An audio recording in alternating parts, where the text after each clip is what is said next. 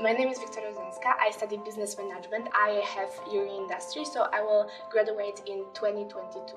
I just finished my first year, which was like common for every student. I can pick my own modules at the second year, so I can adjust everything to myself, and I really love it because I'm not quite sure what I will do in the future, but now which I'm interested in, I don't have this compulsory modules. I can do it on my own, and I really like this opportunity.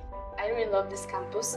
I believe that it's really beautiful, it's really modern, and the School of Management also has many facilities and many spaces where I can learn and I can focus on myself. I love the location, it's marvelous, the view here is beautiful, also the nature. I can go run to the beach, especially when it's warm. I feel like in park.